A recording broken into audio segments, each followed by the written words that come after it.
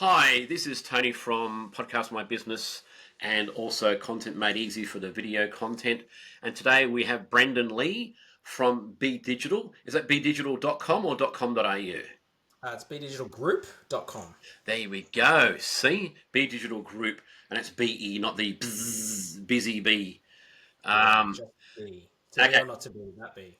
excellent. Well, what's been happening? Oh, lots has been happening actually. It's been a great start to this year, I feel like. Mm, General vibe in the economy. Everybody feels a little bit more positive, or at least, if not positive, they're just sick of waiting. And finally, the apprehension is gone, I think is the most important part. What do they call it? Animal spirits. Yeah. So we need them to run amok more. It's interesting. I call these things excuse-itis. Mm, Yeah. yep. There's Yeah. always an excuse not to do something. But funny enough, there's never an excuse to actually do something. Mm, yeah. So we've got the election coming out. That's excuse-itis. We've Yeah. got we've got the orange ones, tariffs. And you know what? That's not going to impact Australia. In fact, we'll probably benefit from it because Yeah. we'll have to go to different markets.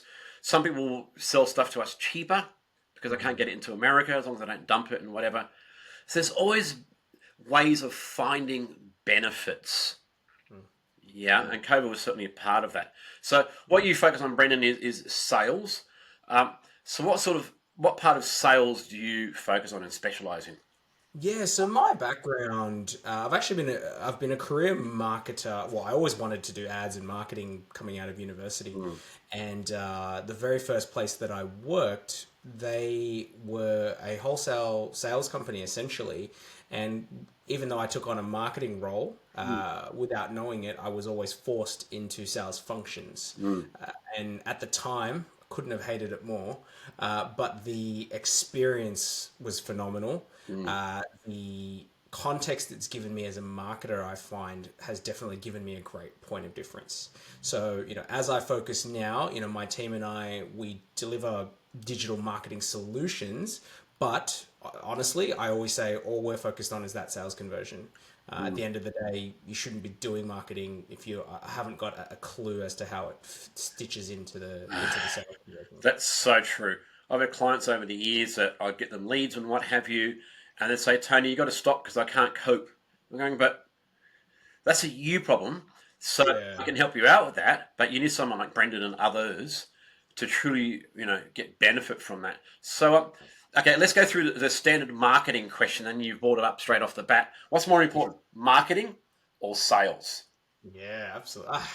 Look, the cop out answer is they shouldn't exist without each other. Mm-hmm. Um, Now, if you put a gun to my head and said I have to answer one, at the end of the day, it's sales. Sales are Yeah. what will pay. I joke with a lot of clients that the when the bank comes for you to pay the mortgage, a website click or a lead aren't going to pay your mortgage. No. At the end of the day, it's the sale that's going to pay the mortgage, and you need to be more focused on how you go from a click all the way through to a sale. Yeah. And so that's what we try to help businesses with. Well, I use the classic example with what's his name and what's his name, Wozniak and the other one from Apple, Jobs. Jobs. Thank you. Um, and Wozniak was the technical guy behind the scenes getting stuff done, Mm, and Steve Jobs was the visionary, coming up with ways of marketing and selling the product. And he's the one that made the most money. But I say, well, that's because he had the most influence on what was going on, rather than a technical person in the background. And they always whinge about it, going, well, then how about you do the stuff? mm, mm. Influence is a very interesting word that you've used there, and I Mm, think at the end of the day, this is where I do blend sales and marketing, and I say that, the important thing here is not. People always say, "Oh, marketing is brand awareness," or marketing is a little bit of engagement and community building. And I'm like, okay, those things are nice, but they all actually should have an endpoint, which is some form of a sale. mm, yeah, And the things that are stitching that together are influence. mm. If you can create influence in your marketing, you can convert a sale. Yeah, and when we look at influence, we're looking at, people make that decision that they're interested in what you've got to say. So that's the very, very first thing. So that would be the marketing side of things. And then the sales part of things is, okay, I'm interested in what you've got to say. And sales goes, well, okay, we've got that interest. Now we have to sell them something. And that's the sales part of the process. Yeah. And I think it's really important that there is a messaging congruency between those two. And when you split the two things up, there's a danger in that there becomes a disconnect. So if people did marketing and presented the brand as, caring and thoughtful, but then all of a sudden, you push through to a sales function that doesn't have a clue what the marketing function is doing, and you get some greasy, pushy salesperson. It's kind of like, well, hang on, this customer might have been fantastic, but you've created this disconnect, and all of a sudden they're like, this is not what I signed up for. Yeah, exactly right. You've got to be true to oneself. Boy, I'm doing lots of quotes at the moment, aren't I? My brain is on a quote You're alert. just looking for sound bites for your podcast. Well, look, I've done about 170, 180 podcast interviews in the last few years. So I've got my brain jumps into an automatic mode. So I want to ask a quick question, right? Because I said to you before we started, I had a question popped up in my head before when I was having lunch, and I remember what it is. So, what's more important, especially in a face-to-face sales environment, confidence or knowledge? I think it very much depends on the audience. Oh, come on, it's another cop out. Come on. No. Well, let me explain. Okay. Right. And this is a very big part of what I've been preaching about our marketing and our strategy, which is it is more important to build a connection with that individual on the other side of things than it is to put out some shiny, fancy messaging. So what I mean by that is if the person on the other end is a certain personality type that, they themselves are confident, if I come across as confident, there's two ways that could happen. We could butt heads, in which case, all of a sudden this is not going to work.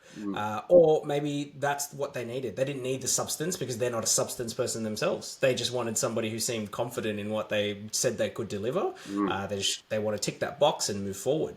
And then similarly, on the knowledge side, if you've got somebody who tends to be, really in depth and wants to understand how something's going to work, if you just come across with bravado and confidence, they're probably not going to move the needle. They'll just sit there quietly. So, the two examples you just gave are, I think, two parts of, I love to talk about the DISC personality profiling, and I use it a lot throughout marketing and sales because I just think it's a very quick and easy way to appreciate that there are different ways to approach things. There are different ways people will absorb things, and that's got to be put across in both your marketing. People use it commonly for managing their staff. They use it commonly for sales, but people don't think about it in a mass marketing way, whereas they should. If your mass marketing is to go to decision makers who are time poor, stop offering 1 hour free calls. Like, you've just identified somebody who's time poor. Well, you're not helping them by offering them a free 1 hour session. They don't have time for that. Yeah, and it's that habit, and I know people are a little bit critical of it because they don't understand, but putting people in boxes and pigeonholes is how you market. You have to do that. Absolutely. I think if you, I say this all the time, if you target everyone, you're targeting no one. So you're better off putting people in a box. And I think the reason people get scared or critical of that is I think people go, oh, well, there are people who are going to sit outside of that. But it's classic 80-20. Like, yeah, sure, there might be 20% of people that sit outside of that stereotype that we're creating. But we're going to be more effective hitting and communicating to that 80% in a meaningful way than we are trying to talk to 100% of the people in a non-meaningful way. Yeah, well, that's exactly right. And I mean, it's interesting that we're now in an election campaign and looking at the different ways that politicians and everybody else are doing things. Now they're talking to so-called influencers. I hate that term influencer. Absolutely hate it. Yeah, It's like brand right. ambassador. What does it mean? Does anyone know what it actually means? It's another BS term. But again, they're pigeonholing, and that's what the politicians are doing. They're spending a day focusing on the farmers, so they're out in the cocky's hat. Then they're focusing on builders and things like that to get the visual, to get things happening. How can you possibly be someone that is attractive to all of those people. Exactly. It's impossible. That's exactly why they do that. And that's marketing 101. They've identified little niche, or what in my terms we'll call it an ideal customer persona, but I guess in politics they'll probably call it a constituency base. And you need to communicate very, very uniquely and differently to each of them. But I think the difficult part for politicians and for brands alike is it all needs to revolve around one core backbone. You can't just flip flop and be something to everybody, but then there's no consistency. You can't sort of conflict or contradict yourself, and that's at the end of the day that's where brand does come into play. It gives you that consistency, that bedrock, that foundation. And that's exactly right. So that's the consistency. So many people, the marketing is what will get people to think about you, but the sales is where they'll buy from you. And one can't really exist without the other effectively. They both have to work in sync. Yeah, absolutely. And it's the same thing in working in sync between online and offline. Every time I say I'm a digital marketer, people assume, okay, well, that's just Google Ads and some emails. But effective marketing should bounce back and forth between online and offline, again, depending on the audience. If you have an audience that are skeptical of digital, well, you might never reach them effectively without offering them some sort of physical touch point. And then the reverse is true. I get this very commonly where people say, my customer is not online. And I'm like, that's rubbish. Literally everyone is online. Yes. Even my mum is online now. If my mum is online, everybody's online. Yeah, exactly right. Yeah.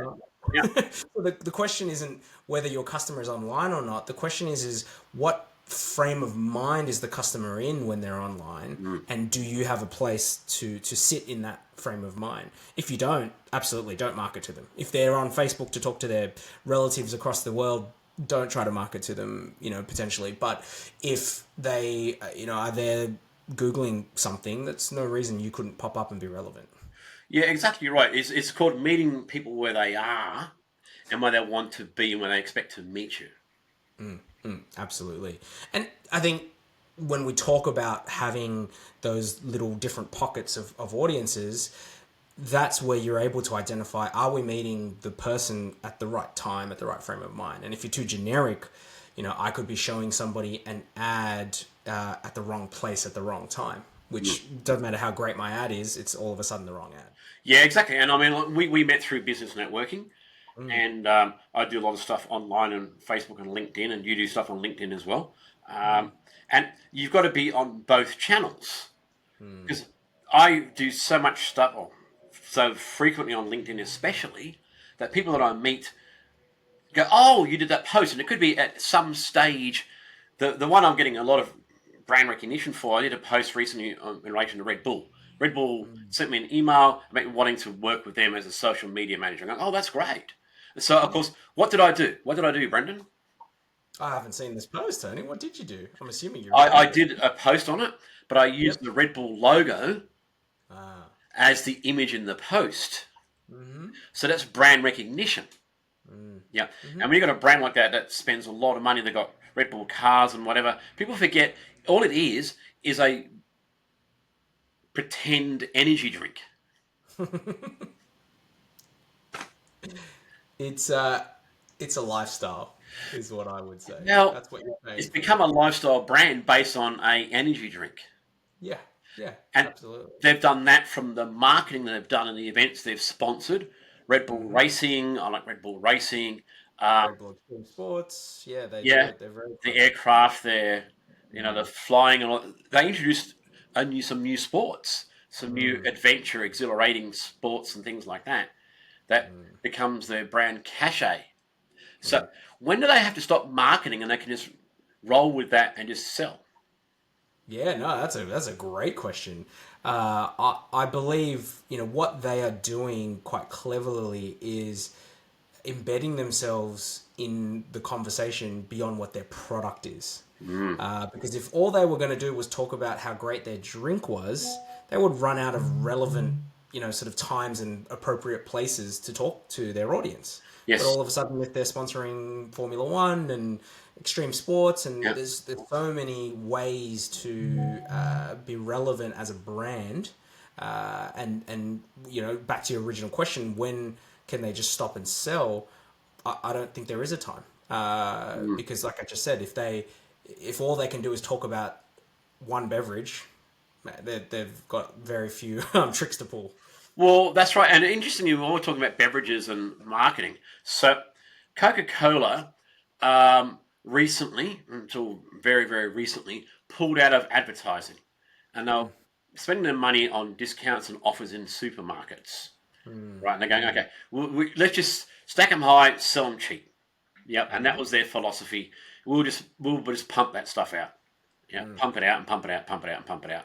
But what was actually happening, because they weren't advertising as much, their sales went down. Because they may be in the supermarket, you may see them, you may know that they're there, but it's about being in the brand consciousness. You've got to get into their head. Yep. And it's a really strong indictment on the fact that price doesn't drive everything. Like, it's so frustrating, when people put price above all else when it comes to their marketing strategy. It's one of look. I'm old enough where it was 4 marketing P's when I was growing I up. remember that. I was about to ask you, what are they? So price, promotion, place, and I can never remember the last one. Packaging. Okay, well, there you go. So, in this digital world, is that even relevant anymore? No. You define packaging differently. I guess it's how you present. But last I checked, we're talking about 9 different P's now. There's people and all sorts of things. But human nature, people always run back to price. It happens all the time. One of the things that I say to my clients is, if we're going to advertise and you're going to draw somebody's attention, make sure you then back that up by offering something of value. I always say of value. That's that wonderful word. How many times does the customer perceive that as, great, I'll offer you a discount? I didn't say discount. No. I said offer something of value. Now, if your product, if the product doesn't even have a context for what the price is, then a discount holds no value. Right. And Coke is the perfect example of that. Yes. Should Coke be $3 a bottle? Should it be, should it be $2 a bottle? I actually have no idea anymore when I walk into a store. If it's in the cold fridge, I'm paying $4.50, and I have no problems with that for 600 mils. And then I walk down 2 centimeters down this aisle, and I'm paying $2 for 2 liters. I'm like, well, hang on, what just happened there? Yeah, it's in the same location, and yet because its value is different, because one is immediately available and one is available later. Yeah. So that's the issue with Coke going on a price strategy. For a product that, quite frankly, it's not a solo commodity. Like, nobody walks in going, I have to specifically have Coke. And it's heavily commoditized, and that's the thing. If you become, even in service industry, you can become heavily commoditized, like accounting. Accounting now, even the accountants themselves outsource overseas, and it's good, bad, or indifferent. But because they themselves have made it a commodity, they become commoditized, and therefore the price point has changed because of that. Absolutely.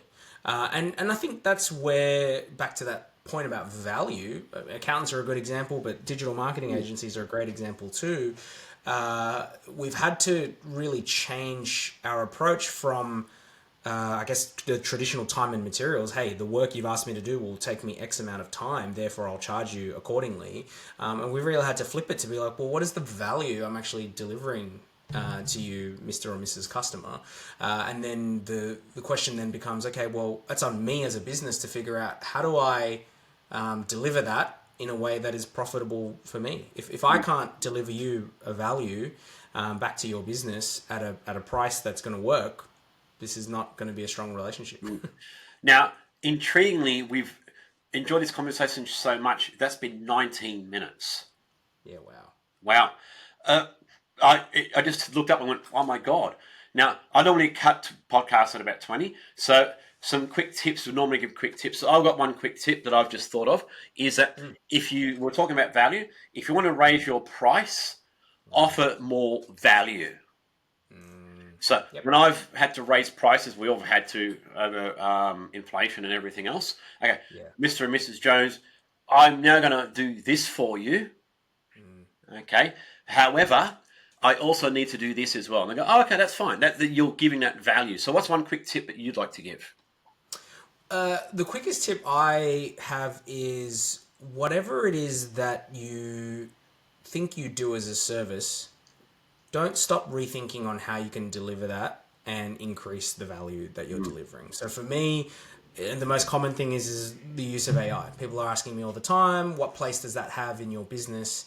And we've got certain ways that we're using it very effectively. And what that has done is, rather than me saying, okay, great, that's allowed me to save all this profit margin or save all this time, I've been looking at it saying, well, if we can deliver in a faster way, can we deliver cheaper, and can we access or give our benefits to other customers or value to other customers? Yeah. So for every single business, I don't care what industry you're in, there is the greatest time right now, and I guess is our version of industrial revolution. I guarantee you can do your process faster and quicker. Well, it's interesting. When you think of AI, I think they're going to kill us all. We're going to bow to our AI masters very soon. No, I'm joking. It's funny how people look at risks and again, we were talking before about excuse-itis. Now it's become AI. AIs are going to take over the world and kill us. Every single technological revolution has created jobs to replace the ones before it. Yeah. So Yep. that's the way of the world. Because what's going to happen if people have to do more AI interactions, guess what's going to be higher value? People interactions. Yep. Yep. Yeah, I preach about AI making us more human by freeing us up to do the stuff that we shouldn't have been wasting time doing anyway. Absolutely true. All right. Look, this went so well. I think we're going to try and do this monthly or something like that, because this was a nice, easy, free-flowing conversation. Now, what was your website again, Brendan? So what you can do is actually find us very easily at conversions.today. Conversion. And I presume you have a call to action there? Yeah, absolutely. There's a whole bunch of free gifts and things that we have there that will help people who are sort of unsure what part of the journey they're in. You'll be able to identify where you are on that journey and ideally where we can help you. Great, thank you. We're in a completely different direction. We normally talk about people and their journeys and everything like that. We'll do that next time. All Yeah, right. sounds good. Thanks very much, Brendan. Thanks, Daniel. Bye. Yeah.